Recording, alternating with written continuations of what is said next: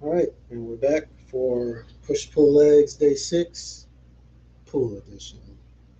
Bicep curls, hammer curls, upright rows, and something new, renegade rows. All right.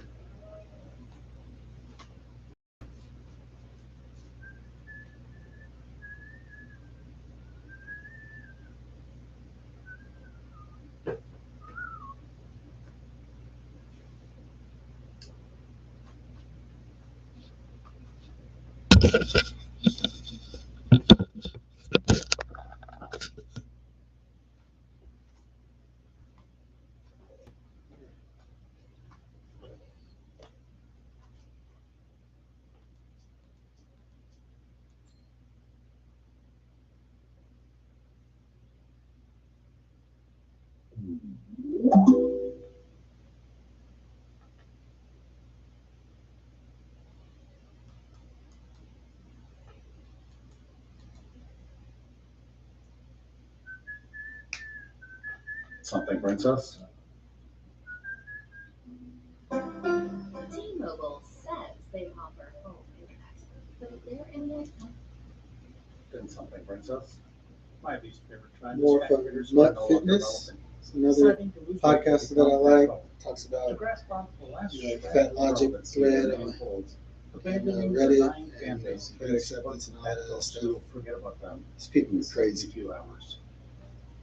Or, more That's simply, what we're going they to don't be like it when people watching start and getting listening sick to and while we start to do our take care push of pull legs. themselves.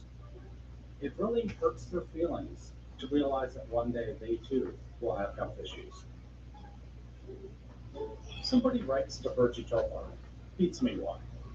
Dear Virgie, I've been very active and appreciative of the body positive movement for several years now. A lot of the negative messages that were ingrained in my brain have been re-recorded in a positive light. To include the fact that I do not need to lose weight to be happy, or need to eat a certain way to be happy. I'm at a point in my life, however, that I now want to lose some weight I put on during a stressful time period. I got into some habits that make me One feel down, uncomfortable three to go. physically, and would like to change them. What are some positive messages that I can utilize at this point so I can encourage myself to make pro weight loss choices? How do I reconcile these two philosophies? What's funny about this question is there's no problem with losing weight and having an actual body positive message. The only time it becomes an issue is when there's a toxic body positive message. Anyway, let's see what Virgie in her toxic body positive message says. Though I often use phrases like fat liberation and body positivity interchangeably, I'm at the end of the day resoundingly a fat feminist and a fat liberationist who is anti-weight loss. Though I believe it is ultimately your choice to do what you feel is right with your body, asking the fat activist for pro-weight loss choices is callous at best.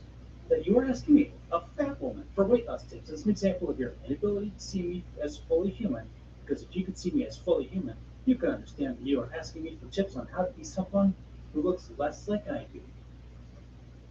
It's funny how Virgie claims to be body positive, but anytime somebody makes a comment about losing weight, she starts complaining about how people don't want to look like her. Well, does she not care what other people think about her appearance? Or is she very, very sensitive about what people feel about her appearance? Choose a lane. And she continues on.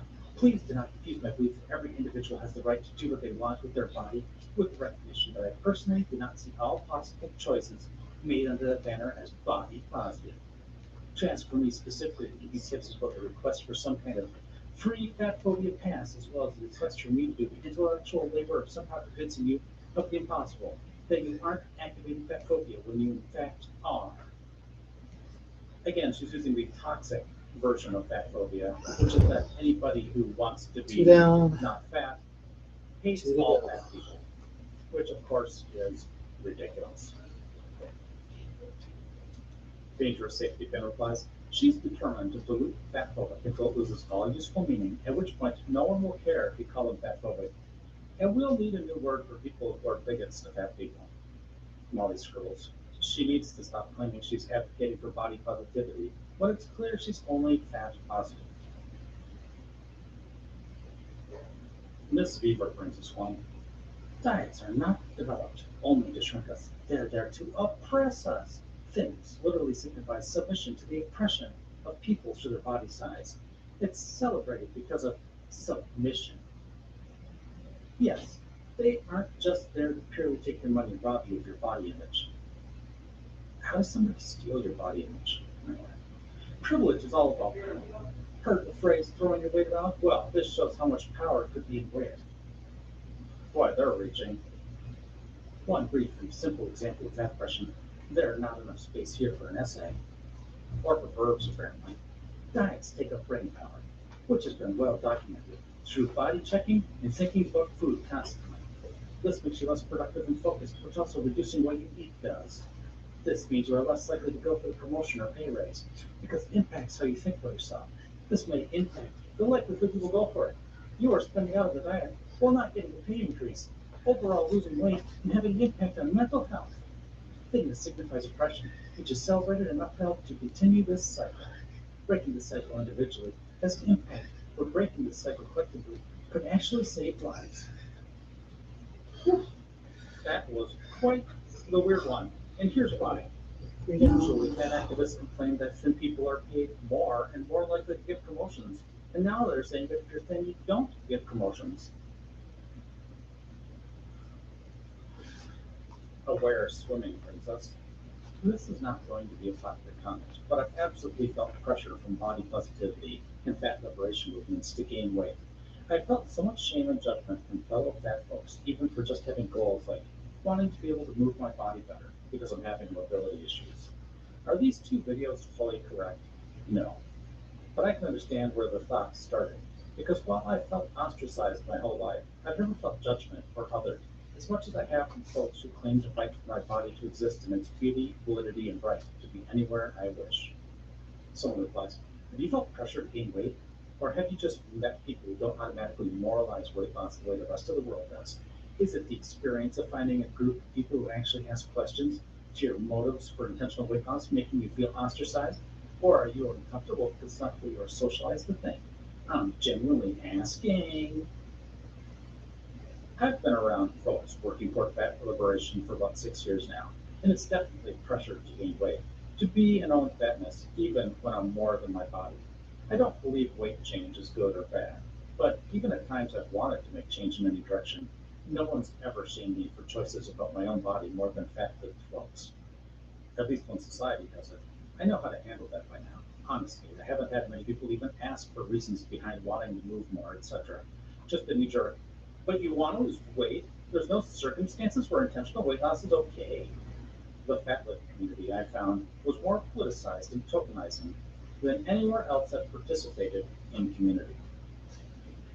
And someone replies, and why do you believe pressure to gain weight is worse than pressure to lose it? So they're admitting there is pressure to gain weight and that the community is a little bit toxic in that way. Interesting. And they're just ignoring the fact that the gaining of weight is, by his own admission, making him less mobile. This comes from a blowfish. You can't ruin food by adding fat to it. Dressing doesn't ruin the salad. You're still eating vegetables. Sour cream doesn't ruin a potato. The nutrients are still there. Some foods are better when eaten with fat. Ruining nutritious food by adding fat is a diet culture lie. Obviously, the answer here is that you should look at your diet in a more holistic way, despite the fact that Google peddlers have ruined the word holistic. It's the sum total of everything you eat that matters. Last time we covered something like this, I gave you some examples of things that were like salads but aren't. Here's another one. Taco pizza. Delicious. Tons of bread, tons of lettuce, tons of burritos. Is this good for you? Well, it's got lettuce on it, so it must be. That's not how logic works. What matters is everything you eat, not just the fact you ate a couple vegetables while wolfing down a ton of bread. Different P brings us. The first step to gaining or losing weight is being honest with yourself about what you're really putting in your mouth. Nobody is a medical mystery. Someone replies, this is just utter BS. I barely eat anything, work out plenty, and yet here I am being overweight. My doctor told me that it's something beyond my control. I have severe asthma.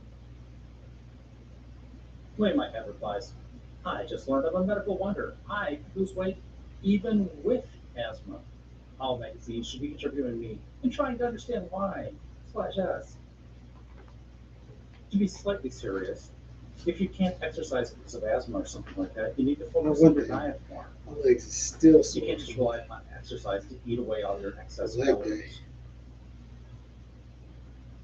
Muting intensifies brings us something written by a doctor. Being fat is not a disease. It's definitely not a chronic disease, nor is it a relapsing, remitting condition. Being fat simply means you carry more adipose tissue on you. It doesn't cause any medical conditions. It can't be cured by weight loss, medications, or surgery. It's hard to believe this person's a doctor because at one point they wrote, being fat simply means you carry more adipose tissue on you. And then they write, it can't be cured by weight loss. That's exactly what removes excess adipose tissue from your body, weight loss. Whatever country this person got a medical degree in, and I believe it was the UK, they did add some kind of logic test to their exams because apparently it's way too easy to become a doctor there. Boy, brings us, did you notice I had followed you on Spotify? Oh, what? Saw you only pick playlists for working out, and it's kind of cringe. Why are you trying to be a gym rat so much? I don't know how to even reply. Well, first, who cares? Secondly, I only use Spotify in my work gym because they allow me to connect to the speaker, and every man without headphones hits PR while listening to Toxic by Britney. You know gym culture is fat phobic, right? Bye. This exchange introduced me to a whole slew of things. First, people follow other people on Spotify. Why? You can make your own Crazy ass playlists of songs that you personally like. Why would you care what other people make on their playlist? And second, why are all these men getting so into Toxic by Britney? What am I missing here? Still hammer curls. Firehouse subs, piled high, with honey ham and smoked turkey under melted Monterey Jack. It's hearty enough to satisfy any appetite. Come see why it's been our most craved sub since day one. The Hook and Ladder, only at Firehouse Subs. At Petco, shopping for your pet is easier than ever. No, really. You get same-day delivery of what you need when you need it.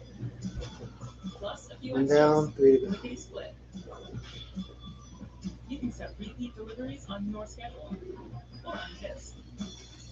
And enjoy the convenience of picking up simply by pulling up. With same-day Lord P brings Damn us. ads, man. Fat folks be like, it's easy to lose weight. You can do it by one simple step. Starve. And think that's an okay thing to say to someone? Ultimate Hunter G replies with what actually happened.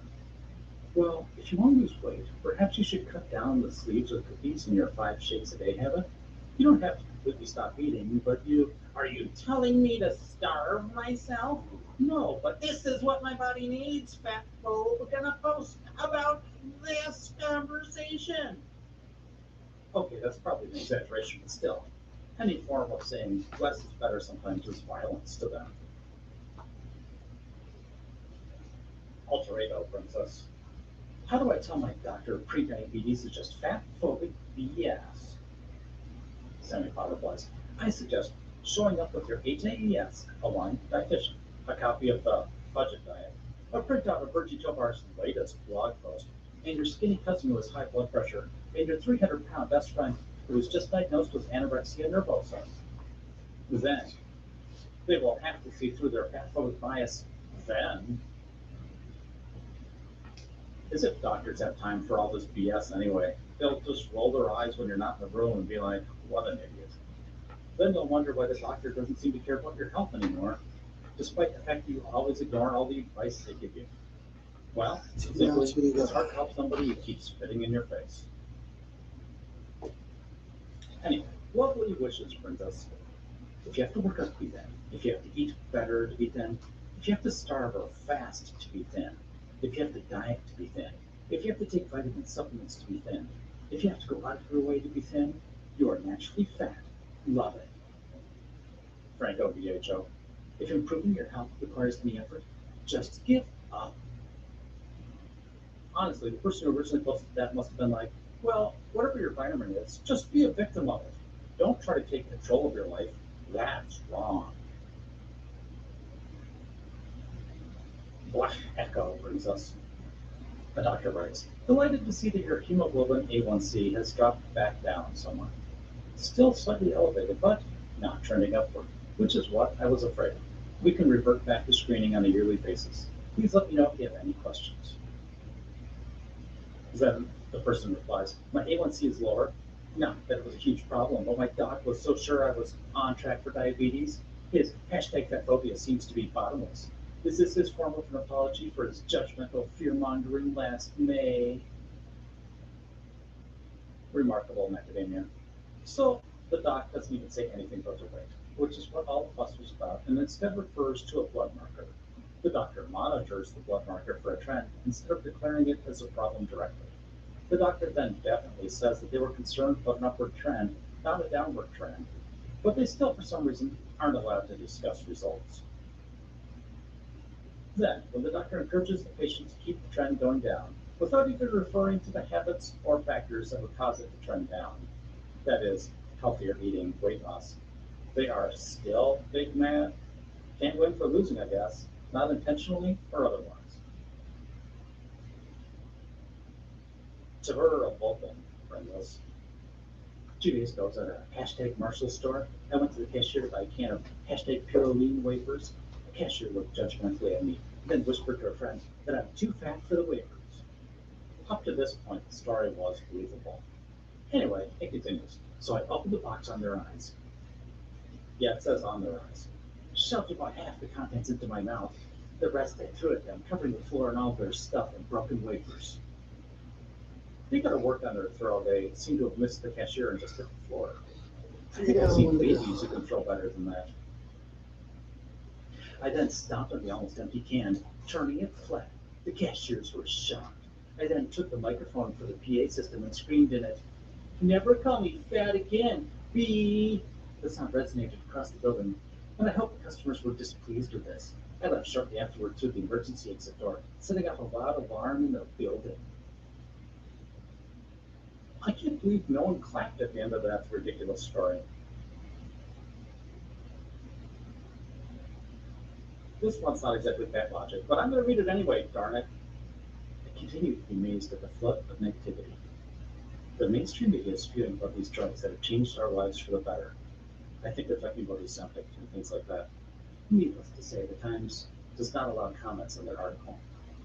I'm still at a loss to explain it. Is it that Mounjaro challenges the body positive movement? Is it that humans are like crabs when one is about to climb out of a barrel, another reaches up and hauls it back in? Are people somehow jealous and thinking we're getting something for nothing? Is it some kind of puritanism, the fear that somewhere somebody is having a good time? I console myself with the notion that this absurd experiment helps keep enough supply for me, and I look forward to the day that the exercise pill comes out, and those idiots die as they react to fits of apoplectic rage. There's a couple things there. The first is we don't really know the long-term effects of things like Ozempic. Maybe it takes 10 years for effects to start to appear, and we wouldn't know that yet. So I think being a little scared of taking a drug that affects your appetite is somewhat reasonable. If Pro's exercise pill done. existed and was safe, Let's have a little rest for I think a lot of people upright would take it. rows. I just don't know if such a thing could ever exist and be safe at the same time. Since it would be forcing your muscles to get exercise without actually getting exercise. It seems like at best it would end up like all those caffeine supplements from a few years ago that would give people heart problems.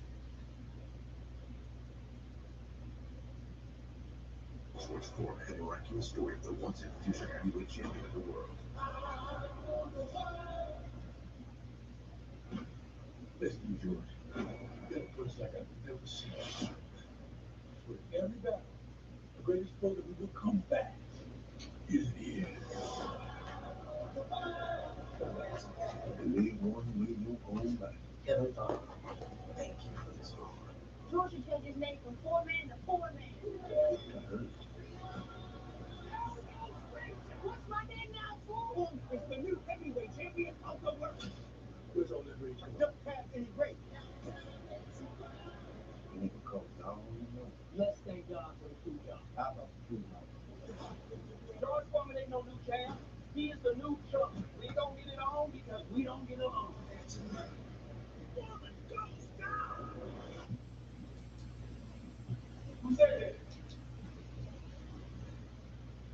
Hilarious swimming phrases. So laughable.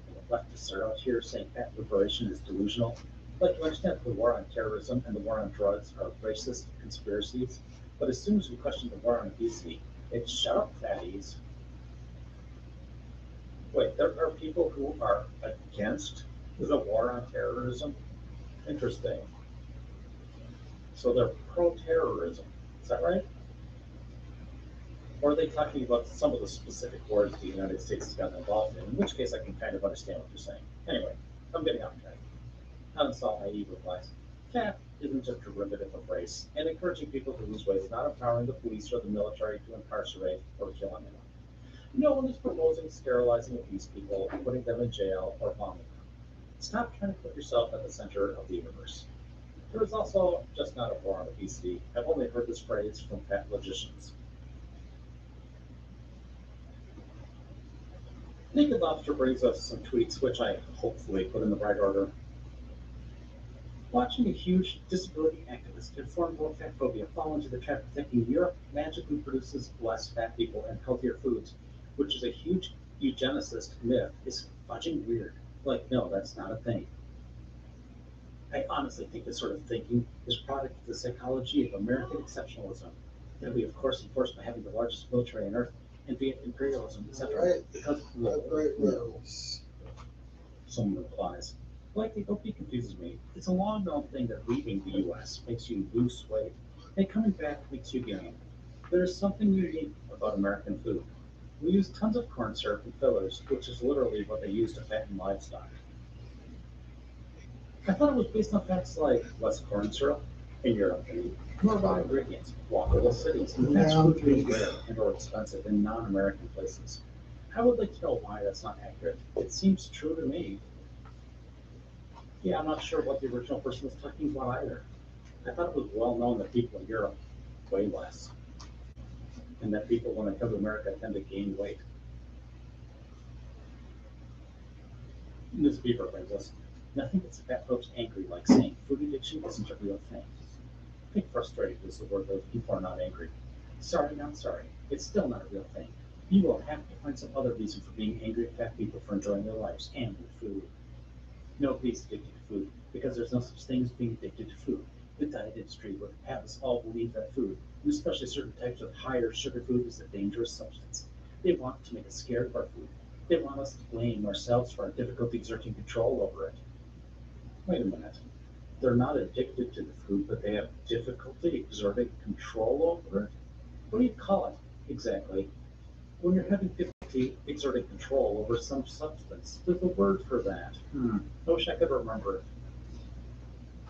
The reality is that there's nothing dangerous about food. We're all capable of regulating our food and exercising intake without the input of food plans designed to protect us from these imaginary dangers.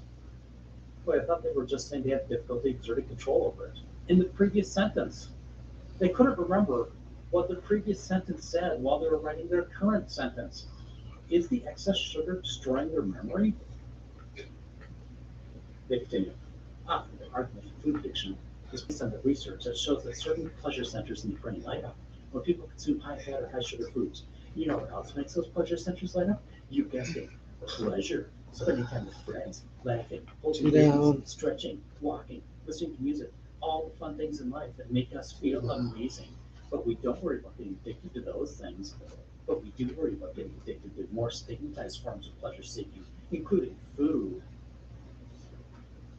Yeah, that's right. We do worry about getting addicted to things that are bad for us. It's not a thought that's breaking new frontiers. Neko replies, the question is not whether food is addictive. The question is whether your life is negatively impacted because you routinely use food to self-medicate instead of addressing your personal problems. The Dum Dum brings us debate. Fat bodies should be promoted. Diet and exercise don't cure obesity. Gym bros are more insecure than fat women. Fat phobia equals racism. Fat stigma causes weight gain. Debate me. Taming haters. Franco Viejo claims gym bros are more insecure than fat women. Uses the term haters for those who disagree with her. The math ain't mathing. Mercury Omnificent brings us. Weight loss doesn't reduce your risk of illness over the long term. Weight loss doesn't improve symptoms of any medical condition for the majority of people in the long term. Weight loss does not reverse medical conditions in the long term. Being fat is not a crime, yet. They say in the long term. So that when somebody inevitably replies that weight loss 3 years ago helped their diabetes, PCOS, acid reflux, joint pain, etc., they could just brush it off by saying, maybe get back to us after another 20 years, sweaty. Home scheme. Is it just me, or does portion control seem like another way of saying restriction? One of the ways that diet culture co-ops intuitive eating principles and twists them around is through the concept of portion control. You don't have to give up your favorite foods, but they say you can eat what you want. You just have to track it. They lure you in with false promises and pictures of cheese pizza, when in reality, if you want to stay on plan, you can afford about 3 bites of cheese pizza and 3 baby carrots in a day if you want to stay within your points calorie budget. If your point calorie budget limits you to 3 bites of cheese pizza a day, you've made a math error. Maybe you should ask one of your friends who's good at math to help you. Saying that you can eat whatever you want, as long as you control your portions, might make you feel like the diet is sustainable long term. But what your food-deprived brain hears when it hears portion control is restriction. Whenever we want to control any aspect of our eating experience, from what we eat to how much we eat, we are restricting ourselves in some way. And that can set off a cycle of overeating, binging, feeling terrible, restricting more, and then continuing to overeat or binge. So the solution, of course, is to constantly overeat and binge to prevent overeating and binging. Big team. Your intuition is built in portion control. It knows exactly how much of that food you need to be satisfied. You don't need a diet program to tell you what a proper portion is. But diet programs don't want to admit that you actually do have to give up your favorite foods in order to lose weight, because losing weight isn't possible when you're eating normally. So instead of this, they call it anti-diet language by claiming you can eat whatever you want as long as you have portion control. Ultimately, your body knows the truth, and this is one of the reasons why diets fail. Kimzel replies, one of my favorite foods was Doritos. They'd make me feel gross, but I couldn't get enough. If I open a bag of Doritos, there's a 9 out of 10 chance I'm not going to have a bag of Doritos left over when I go to sleep. So how do I still enjoy and honor that craving? A portion controlled small 1 or 1.5 serving bag from the gas station. Because so many foods in our environment are designed to override our natural intuition by overloading every sensor in our vestigial rat brains that want to chow down on fats and salts for evolutionary reasons.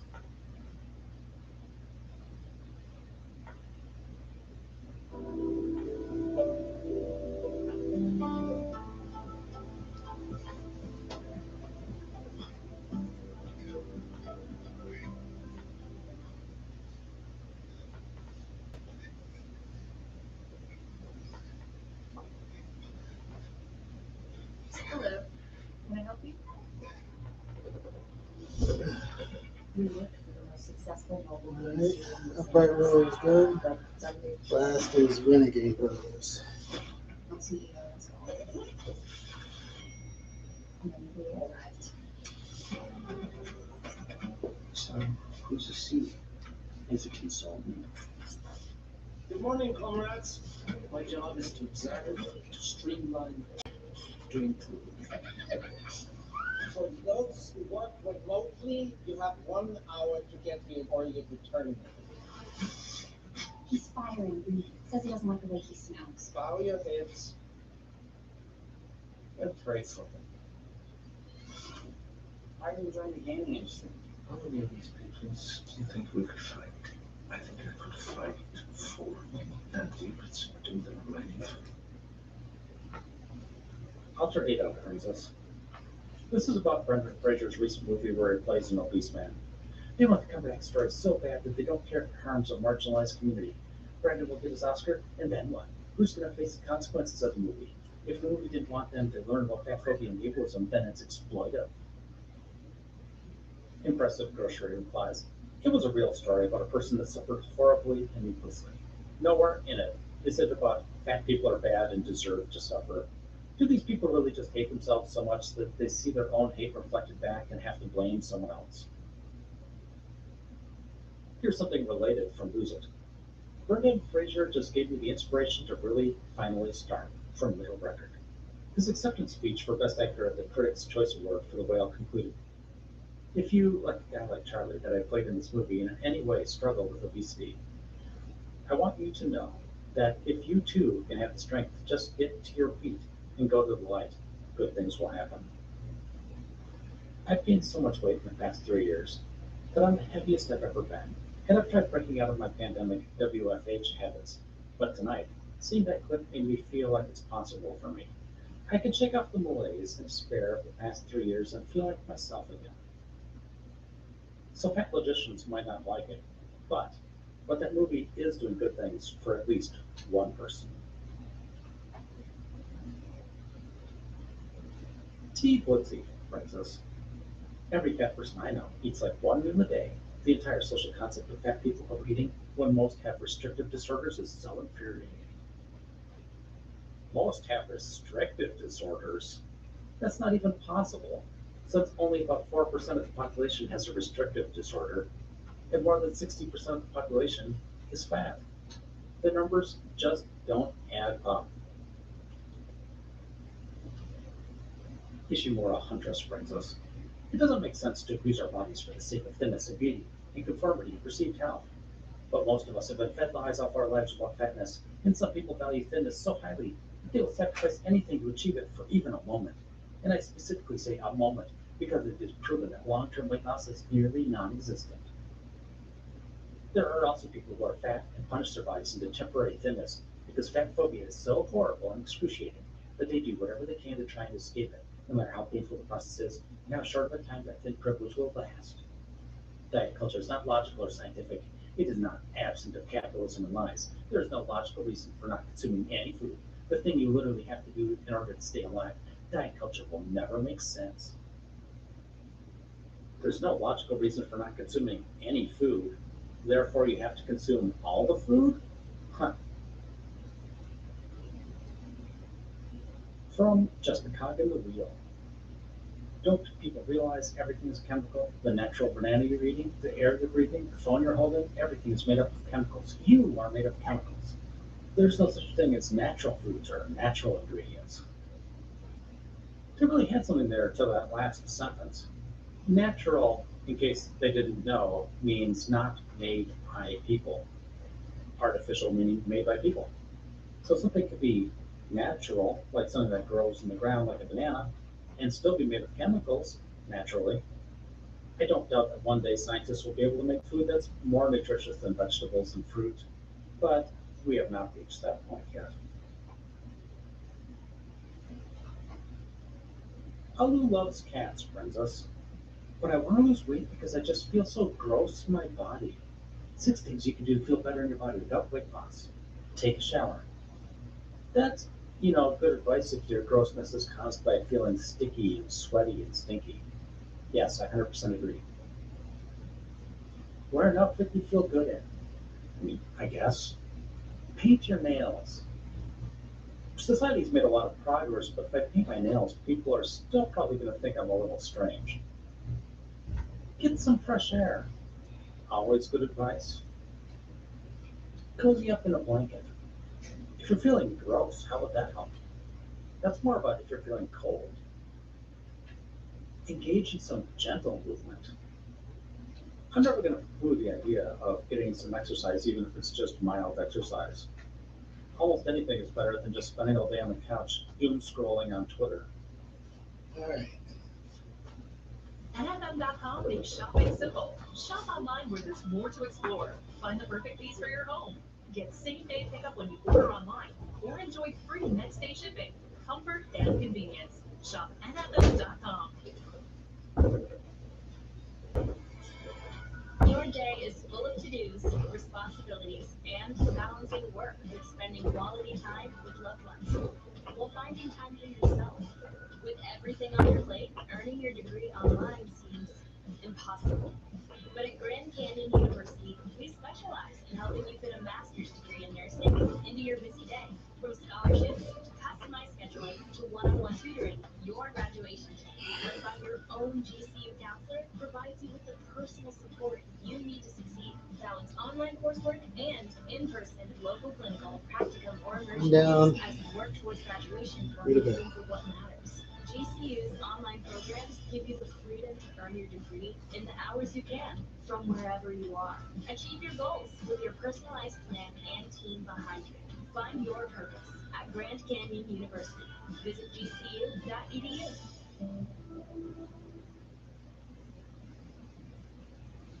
This mind brings us quality over quantity. The big take is that there's no one strategy that works for all people when it comes to nutrition. That quality of the food counts, Liechtenstein said.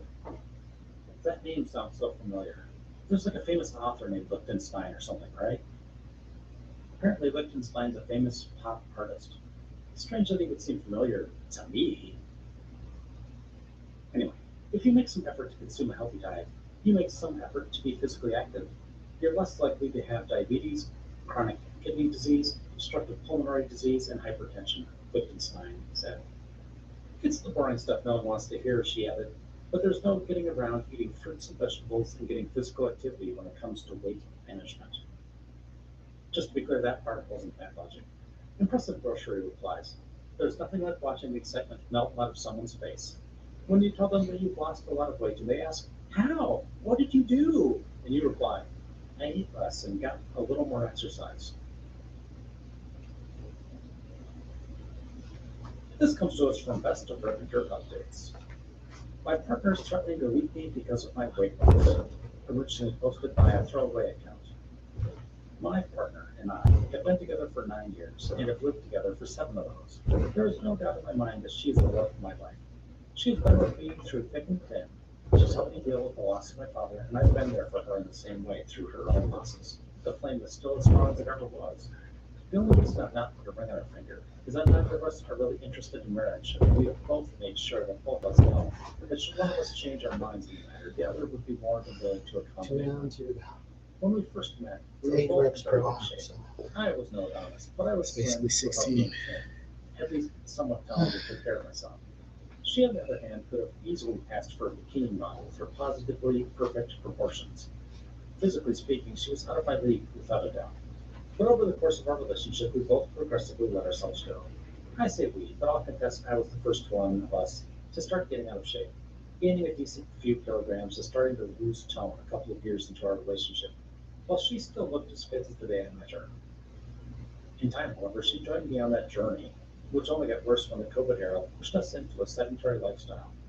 Or maybe we let ourselves be pushed into it. As many would tell you, the lockdowns only helped them get themselves back on track. Now, I honestly wouldn't say either of us got unhealthily fat. At our worst, we still weren't in the obese range of the BMI. I didn't develop a massive fat, and neither did she. But we were definitely way out of shape. Neither of us gave them a hard time about it, and we still were very happy.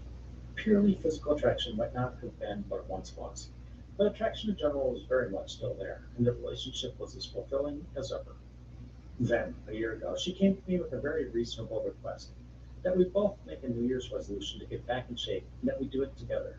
I took her up on that offer, and going into 2022, we made changes to our ways with that goal in mind. We started eating healthier, we signed up to a gym, and made efforts to run and exercise together at least a couple of days a week.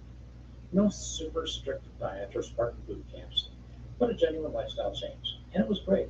We shared a new thing, and while obviously we didn't lose dozens of kilograms each within the first couple of months, we both did see progress and were enjoying the change.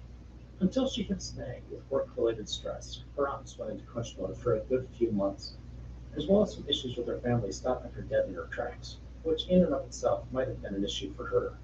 But as it turns out, the worst problem was how well I've been doing. While work sometimes left her with no time or energy to run or exercise for weeks at a time, I was able to keep to our prior schedule. When she was stress eating, I was keeping to our healthy diet. Of course, this hasn't been entirely linear, and I would say the past month or so has been good for her. But a year on, this has meant that while I am in the best shape I've been in a long time, and with a good chance of getting back at or near the best shape I've ever been in the next year, if I keep this up, she is only marginally fitter than she was last year and far from her goals of making it back to her prime. While my progress has pumped me up to 11 with enthusiasm, her lack of significant progress has sent her enthusiasm levels tumbling down. And enthusiasm very much helps when trying to change one's lifestyle. And I was aware that this divergence in our respective progress hasn't been easy on her. This year, we spent Christmas Eve with her family, and it ended up being the straw that broke the camel's back. Throughout the evening, her mother, sister, and other relatives of hers showered me with compliments on how much better than last year I'm looking, which I won't lie, felt nice. What felt less nice, however, were a handful of clumsy, joking comments some of these same people made about my partner needing to be worried that I might leave her, get stolen away if she didn't follow my lead. Comments that evidently got under her skin. I waved away any notion of that having a snowball's chance in hell of happening whenever it came up, but I could tell that both the compliments sent my way and the remarks sent hers were stinging her a bit.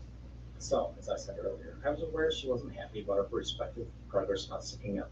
But in the last week, I was made aware that she'd been harboring some resentment toward me because of it.